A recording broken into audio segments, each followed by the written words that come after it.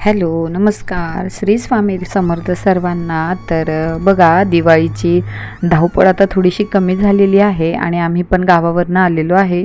तर आज होता गुरुवार, तर आज मला देवांना उजळवायचं होतं. तर म्हटलं, बऱ्याच ताईंच्या कमेंट आल्या होत्या की ताई तुम्ही देवाची भांडे आणि तुमचे देव कशाने उजळवतात. तर म्हटलं चला आज आपण साफ करतोय तर व्हिडिओ शेअर करू.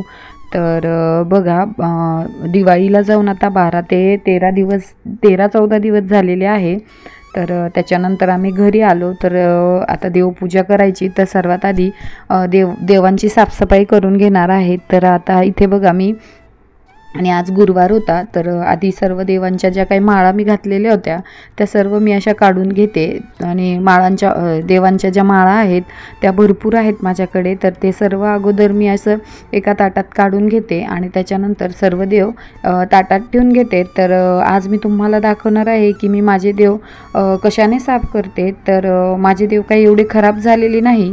12 ते 13 दिवस झालेले आहे, पण त्यांच्यावर काही डाग वगैरे असे काही पडलेले नाही आहे. तर तेच मी आज तुम्हाला दाखवणार आहे की मी कशाने देव साफ करते.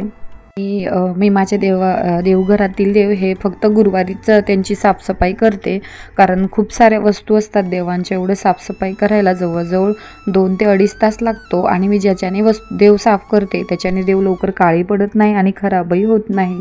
तर बघा, अशा प्रकारे मी सर्व देव ताटामध्ये काढून इथं किचन ओट्यावर घेऊन आलेले आहेत. तर आता काही जण म्हणतील की किचन ओट्यावर देव धुऊ नये, पण तसं काही नसतं. किचन ओटा हा आपल्या अन्नपूर्णेचाच इथे वास असतो. तर आपण इथे स्वयंपाक वगैरे बनवतो तर तो अशुद्ध नसतो.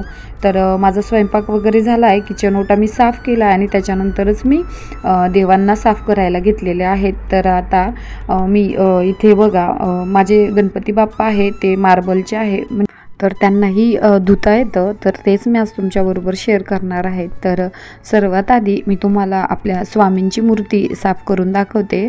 तर बघा, स्वामींच्या मूर्तीवर खूप काही अशी डिझाईन नाही, प्लेन आहे.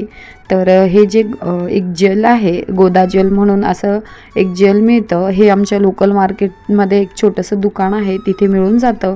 आता हे ऑनलाईन अवेलेबल आहे की नाही हे मला काही सांगता येणार नाही, पण हे मला मार्केटमध्ये इझी उपलब्ध होतं. तर याच्याने मी देवांच्या मूर्त्या धुते. आणि देवांचे जे काही भांडे आहेत, पितळाचे असो, तांब्याचे असो, चांदीचे असो, तर मी हे अशी ही भैया पावडर मिळते याच्याने साफ करते.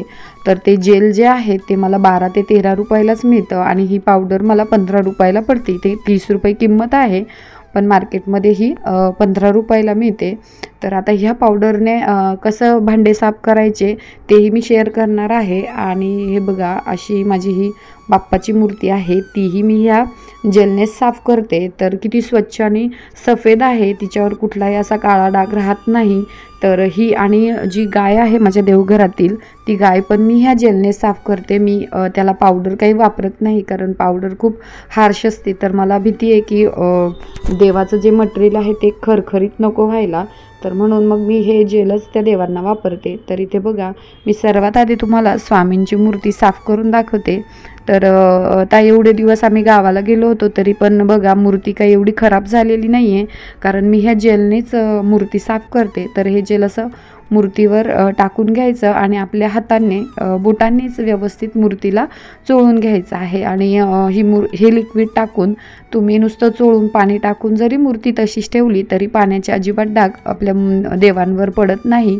इतकं हे चांगलं आहे. याचा फेस होतो, पण इथे बघा, तर अशा प्रकारे मी व्यवस्थित मूर्ती घासून घेते आहे. तर जिथे जिथे आपण अभिषेक करतो किंवा दह्याचा, पंचामृताचा जो काही अभिषेक करतो ते असे खाचांमध्ये किंवा कशात अडकून बसतो आणि कालांतराने त्याला हिरवे डाग पडायला सुरुवात होते. त्याच्यामुळे मी मूर्त्या अशा ह्या लिक्विडने घासते. आणि पावडरचं पण तसंच होतं.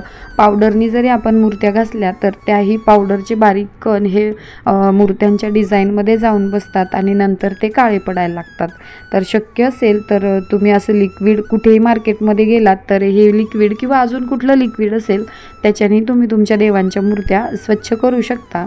तर बघा, स्वामींची मूर्ती एवढी काही माझी खराब नाही आहे, तरी पण तुम्ही तुमच्या कितीही मूर्त्या खराब असो, ह्या लिक्विडने जर तुम्ही स्वच्छ केल्या तर त्या आरामशीर एकदम स्वच्छ होतात. तर बघा, अशा प्रकारे ह्या लिक्विडचा एवढा फेस होतो. आणि मूर्ती खूप काळी असेल तर तुम्ही हे लिक्विड लावून थोडा वेळ असंच ठेवून द्या आणि तोपर्यंत बाकीच्या मूर्तींना लिक्विड लावून घ्या. तर मी आता स्वच्छ फक्त पाण्याने ही मूर्ती तुम्हाला धुवून दाखवते. माझी मूर्ती काही एवढी खराब नव्हती, त्याच्यामुळे काही तुम्हाला एवढा फरक जाणवणार नाही. पण तुमच्या मूर्त्या जर खूप काळवंडलेल्या असेल किंवा त्याच्यावर डाग पडलेले असेल तर ते तुम्हाला लगेच दिसून येतील. तर बघा इतकी सुंदर आपल्या स्वामींची मूर्ती निघालेली आहे आणि शाईन मेन म्हणजे ह्या लिक्विडनी शायनिंग जात नाही. जशी मूर्तीची शायनिंग आहे ती तशीच राहते. मूर्तीला कुठलाही चरा वगैरे पडत नाही आणि तुम्ही मूर्ती पुसून नाही ठेवली तरी तिच्यावर डाग वगैरे काही पडत नाहीत. तर आता मी अजून एक मूर्ती तुम्हाला धुवून दाखवते आहे. तर बघा गणपती बाप्पांना मी हळदी कुंकू लावते तर त्याच्या अशा प्रकारे डाग पडतात आणि गणपती बाप्पांना अशा खूप साऱ्या डिझाईन आहेत. तर हे डिझाईन तर त्याच आधी मूर्तीवर थोडंसं पाणी ओतून घ्यायचं आणि मग लिक्विड टाकायचं आणि आपल्या हाताने स्वच्छ घासायचं. हे लिक्विड जे कोपऱ्यांमध्ये जी घाण बसलेली असते, कुंकवाचे जे डाग असतात ते आरामशीर काढते.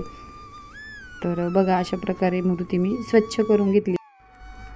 तर त्याच्यानंतर आता माझ्या देवघरातील हे मोठ्या बाप्पांची मूर्ती ही मी तुम्हाला त्याच लिक्विडने स्वच्छ करून दाखवते. तर ह्याही मूर्तीला आधी पाणी टाकून घेतलं आणि आता मी लिक्विड टाकून तिला हाताने चोळून घेणार आहे.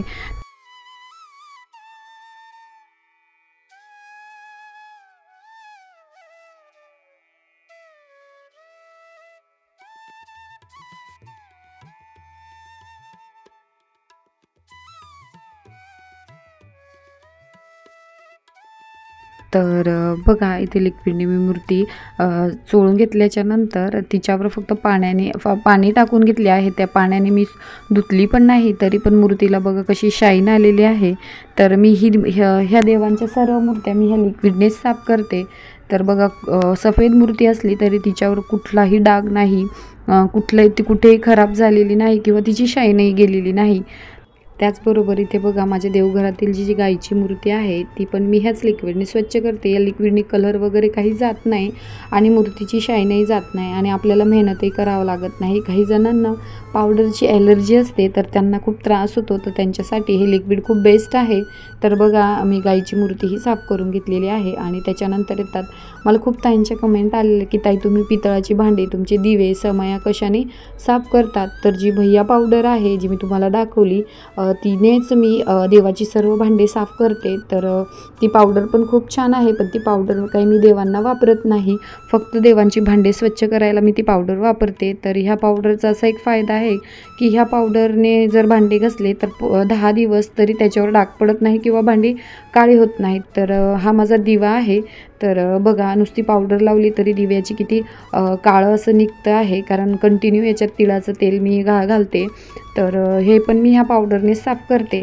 फक्त आपल्याला या पावडरनी भांडी साफ केल्याच्या नंतर तुम्ही जर भांड्यांचं कुठलं लिक्विड वापरत असाल तर त्या लिक्विडने भांडे वरतून घासून घ्यायचे, म्हणजे कसं भांड्यांना एक शाईन येते आणि जे पावडरचं जे हे असतं तर ते पावडर पूर्ण निघून जाते आणि भांड्यांवर पाण्याचे किंवा कुठलाही डाग राहत नाही. तर बघा मी जे लिक्विड आहे ते असं घासणीवर घेऊन असं चोळून घेतलेलं आहे. फक्त हलक्या हाताने चोळलं आहे तरी पण भांड्यांना एकदम अशी छान चकाकी येते. तर भांड्यांसाठी मी पावडर वापरते आणि देवांसाठी मी ते गोदाजल नावाचं लिक्विड वापरते. तर बघा मी दिवाळी एकदम स्वच्छ घसून, तुम्ही बघितलं असेल 10 दिवस झाले तरी 10 दिवस आम्ही गावाला गेलो होतो तरी दिवा असा चिकट वगैरे नाही किंवा घाण झालेला नाही. तर बघा लोटा एवढा काही मी स्वच्छ घासला नाही, वरतीच घासला तरी पण त्याला कशी शाईन आलेली आहे. तर मी देवाची सर्व भांडे अशाच पद्धतीने घासते. तर तुम्हालाही भैया पावडर मार्केटमध्ये इझी कुठेही उपलब्ध होऊन जाईल. तर आता बघा तुम्ही दिवाळी बघू शकता, दिव्यालाही कशी शाईन आलेली आहे आणि हा दिवा लवकर खराब होणार नाही. तर बघा अशा पद्धतीने मी सर्व माझे देवघरातील देवांची भांडे आणि देव असे उजळून घेतलेले आहेत. तर मी देव फक्त गुरुवारीच उजळवते आणि देवांची भांडे ही मला जेव्हा लागतात तेव्हा मी साफ करते. कसं आपण अभिषेक करतो किंवा कुठली पूजा करतो तर तेव्हा देवांची भांडे वरच्यावर घासली जातात, पण देवांना मी फक्त शक्यतो गुरुवारीच साफ करते. कारण लिक्विड असं आहे की एकदा देव घासले तर देव लवकर खराब होत नाही, त्याच्यामुळे देवांना मी फक्त आठवड्यातून एकदाच साफ करते. तुम्ही बघू शकता देव कसे एकदम सुंदर लख्ख झालेले आहेत आणि जिथे साफसफाई असते तिथेच लक्ष्मीचा वास असतो असं म्हणतात. म्हणून मग देव असे तुम्ही पावडरने न घासता असे लिक्विडने घासा. मी हेच लिक्विड घ्या असं म्हणत नाही, तुम्हाला बाजारात भरपूर असे लिक्विड उपलब्ध आहेत, तर तुम्ही त्याच लिक्विडने देवांना उजळवत जा. तर बघा अशा प्रकारे मी सर्व देव आणि देवांची भांडे उजळून घेतलेली आहे. जर तुम्हाला माझा व्हिडिओ आवडला असेल तर व्हिडिओला लाईक, शेअर आणि सबस्क्राईब करायला विसरू नका.